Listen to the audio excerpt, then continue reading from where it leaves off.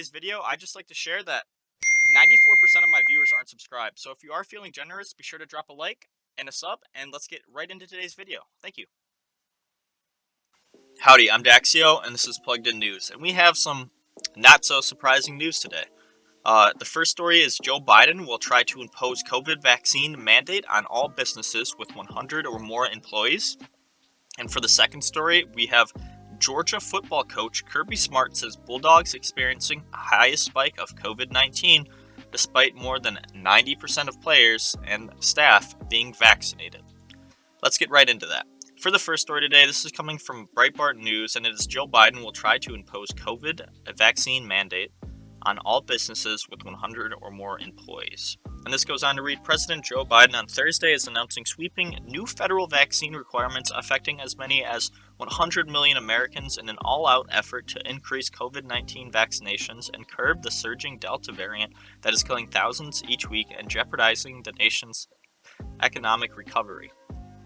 The expansive rules mandate that all employers with more than 100 workers require them to be vaccinated or test for the virus weekly, affecting about 80 million Americans and roughly 17 million workers at health facilities that receive federal Medicare or Medicaid also will have to be fully vaccinated.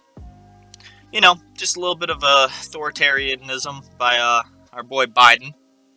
Even though he said December 4th, 2020, I'm not going to require vaccine mandates. Guess who lied? Joe Biden. Anyways, it goes on to read, Biden is also signing an executive order to require vaccination for employees of the executive branch and contractors who do business with the federal government, with no option to test out. That covers several million more workers. Biden was to announce that the new requirements in a Thursday afternoon address from the White House as part of a new action plan to address the latest rise in coronavirus cases and the stagnating pace of COVID-19 shots that has raised doubts among the public over his handling of the pandemic. Just 2 months ago, Biden prematurely declared the nation's independence from the virus. Now, despite more than 208 million Americans having at least one dose of the vaccine, the U.S. is seeking about 300% more new COVID-19 infections every day, about 2.5 times more hospitalizations, and nearly twice the number of deaths compared to the same time last year. More vaccinations, and now we have about 2.5 times more hospitalizations, 300% more new infections each day, and nearly twice the number of deaths. Not correlating at all. Anyways, if you want to get vaccinated, make sure you talk to your doctor.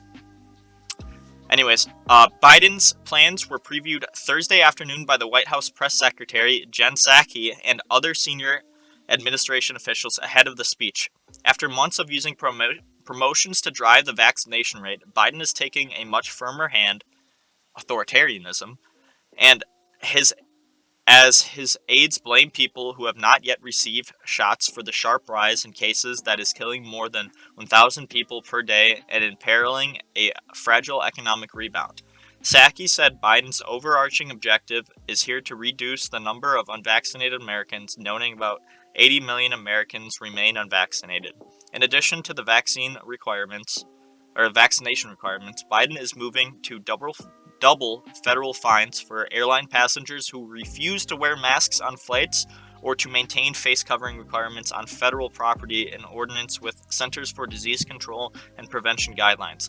Biden was also to announce that the federal government will work to increase the supply of virus tests and that the White House has secured concessions from retailers including Walmart, Amazon, and Kroger to sell at-home testing kits at cost beginning this week. The administration is also to send additional federal support to assist schools in safely operating, including additional funding for testing. And Biden will call for large entertainment venues and arenas to require vaccinations or proof of negative test for entry. So that's basically going to be everywhere that has a lot of people. You need your vaccination pass or you need to have a negative test. The requirement for large companies to mandate vaccinations or weekly testing for employees will be enacted, a forthcoming rule from the Occupational Safety and Health Administration that carries penalties of $14,000 per violation, an administration official said. The White House did not immediately say when it would take effect, but said workers would have sufficient time to get vaccinated. Biden's order for executive branch workers and contractors includes exceptions for workers seeking religious or medical exemptions. But this is only for the federal government, not anyone else. Federal workers and contractors will have 75 days to get fully vaccinated. Workers who do not comply will be referred to their agency's human resources departments for counseling and discipline, to include potential termination. Again, this is the guy that said December 4th, 2020, I will not require vaccines and stuff, etc., etc. Now he's requiring vaccination mandates. And guess what? If Trump would have done this, the whole left would have been blowing up. The whole news would have been blown up saying, oh my god, Trump's the worst authoritarian. He's a Nazi. He's the next Hitler, etc., etc. But no, it's Joe.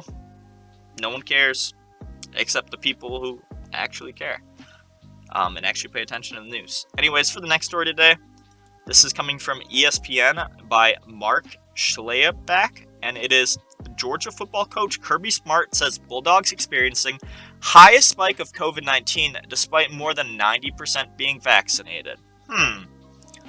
It goes on to read, with Georgia set to host its first home game against UAB at Sanford Stadium on Saturday, Coach Kirby Smart said 3 or 4 of his players are sidelined with COVID-19. Smart declined to identify the players during a teleconference with reporters on Monday. It is unknown whether they will be available to play against the Blazers on Saturday. I'll be honest with you.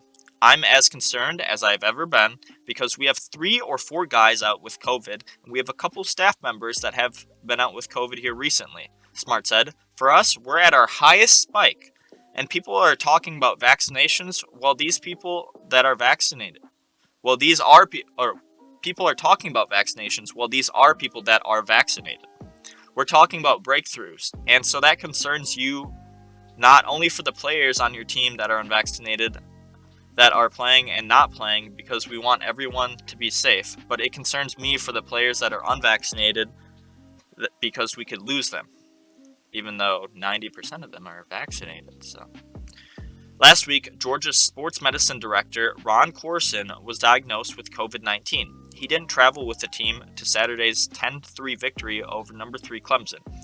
Ron's doing good. He's had a tough run, Smart said. Ron's the hardest worker I've ever met in my life, and he's not been at the building on any day.